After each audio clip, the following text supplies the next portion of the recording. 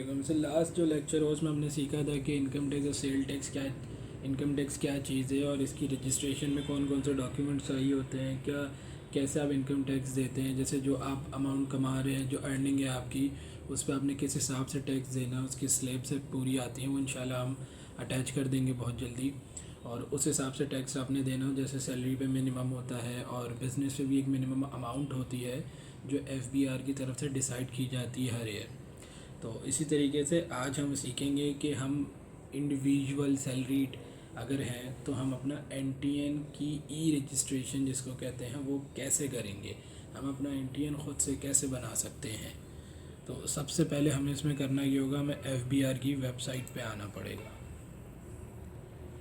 FBR की website पे आने के बाद हम आएंगे इनकम टैक्स IRIS पे, इसको क्लिक करेंगे। इसमें एक नया लिंक ओपन हो जाएगा, उसमें ये चीज़ें सारी आ रही होंगी। ये IRS का पोर्टल है, लॉगिन। अब इसमें हम सबसे पहले करेंगे रजिस्ट्रेशन फॉर अनरजिस्टर्ड पर्सन पे आ जाएंगे। आने के बाद हम देखेंगे यहाँ पूरा एक पोर्टल खुल गया। इसमें ये पूरा एक पेज है, एक फॉर्म टाइप का। पूरे फॉर्म को हमने पहले फिल करना होगा। अच्छा, इसको फिल हम कैसे करेंगे, इसमें हम एक ईजी मेथड करते हैं। इस फॉर्म को फिल करना मुश्किल नहीं होता है, लेकिन ये है कि फ़िल करना पड़ता है। तो इसको खोल लेते हैं। अब ये CNIC नंबर, जो भी आपका CNIC नंबर हो वो आप डाल लेंगे इसमें। जो भी आपका CNIC हो सिलेक्ट कर लेंगे, मिस्टर, मिसेस, मिस या डॉक्टर जो आपने रखना है, और अपना नाम रख देंगे। जैसे मैं रख लेता हूँ, अगर मिडिल नेम रखना है मिडिल रखना है, लास्ट भी रखना है लास्ट भी रखना पड़ेगा। फर्स्ट और लास्ट नेम लाजमी होता है, मिडिल नेम आप छोड़ सकते हैं। लेकिन अगर किसी का नेम बड़ा है तो वो first, middle and last name तीनों में लिखेगा बारी बारी। फिर वो सिम की सर्विस जो आप लेते हैं जिस कंपनी से, उनको सिलेक्ट करेंगे। फर्स्ट करें मोबलिंग कर लेता हूँ, और यहाँ उसका नंबर। अच्छा, नंबर एंटर करने से पहले 0092 लाजमी लगेगा, और फिर ज़ीरो नहीं लगाएंगे हम। फिर हम जैसे लगा लेते हैं 000, ये मैं एक नंबर लिख लेता हूँ। दो पहले हमने सेल नंबर में एक बार डाला, फिर दोबारा इसको कंफर्मेशन के लिए किया। अब आ गए हम ईमेल में। अब हम इधर ईमेल डालेंगे, टैक्स। मैं अपना ईमेल डाल रहा हूँ, आप लोग अपना डालेंगे। जो भी होगा उसको एक पहले डालेंगे, फिर उसको उसकी कंफर्मेशन देनी पड़ेगी कि दोनों जगह आपने सही लिखा है। फिर हम इसको यहाँ पे लिखेंगे।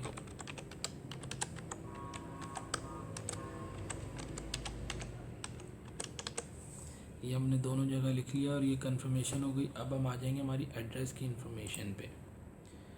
एड्रेस की इंफॉर्मेशन में रेजिडेंशियल प्रॉपर्टी है या कमर्शियल है वो लिख लेंगे। अपार्टमेंट है, बंगलो है, हम अपार्टमेंट लिख रहे हैं। अब क्या है, स्क्वायर यार्ड है, स्क्वायर मीटर है, कितना एरिया है वो कंपलसरी नहीं होता, लेकिन आप लिख सकते हैं। और यूनिट नंबर क्या है, जैसे मैं इधर लिख लेता हूँ फ्लैट नंबर 3, स्ट्रीट कौन सी है, या इसमें कोई भी बिल्डिंग का नाम। जैसे मैं लिख लेता हूँ फजल स्क्वायर नाम। एरिया, और एरिया लिख लेता हूँ मैं नाज़माबाद नंबर 3। फिर हम यहाँ आएंगे तो हम ये सिटी में सेलेक्ट करेंगे कि हम इसमें के जैसी लिखेंगे। अगर आप कराची से हैं तो आप के लिखेंगे। ये सारी चीज़ें इसमें खुद खुल जाएगी। Karachi central, Gulberg, Liaquatabad, north Karachi, north Nazimabad. अच्छा, अब इसकी बात आती है तो ये जो नाज़माबाद है ये आपको पता है कि आपका कौन सा डिस्ट्रिक्ट लगता है। समझ जाइए सेंट्रल लगता है। मैंने सेंट्रल सेलेक्ट किया और कैपेसिटी में गया। ऑनर है या हमने रेंट पे लिया। अगर रेंट पे है तो आप बेनामी या लीज टेनेंट जो भी आप इसमें सेलेक्ट करेंगे। ऑनर है तब ऑनर लिखेंगे और लिख देंगे शेयर आपका कितना है, जितना भी आपका शेयर हो वो लिखेंगे। और फिर हम यहाँ इसको जो कोड आता है इधर हम उसको वेरीफाई करते हैं। कोड लिखेंगे हम UHUU। कोड लिखने के बाद हम इसको जैसे ही वेरीफाई करेंगे तो यहाँ ऑप्शन आता है जिससे ये वेरीफाई हो जाएगा नीचे।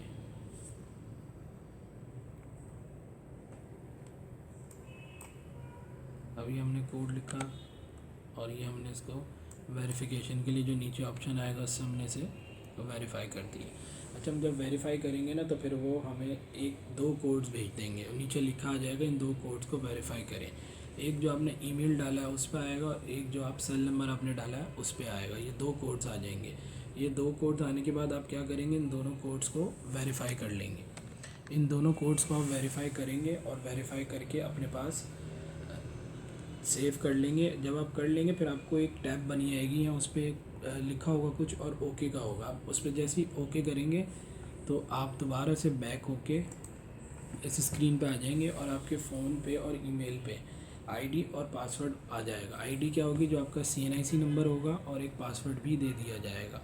आप आईडी यहाँ लिखेंगे और पासवर्ड यहाँ मेंशन करके आप लॉगिन कर लेंगे। और आईडी और पासवर्ड आपने ध्यान में रखना, आईडी में डैश नहीं आना चाहिए आपके CNIC नंबर में, और पासवर्ड जैसा दिया गया एज इट इज़ वैसे ही लिखना है। उसमें एक चीज़ और आती है आपको मैसेज में, पिन भी सेव रखनी, वो आगे काम आएगी।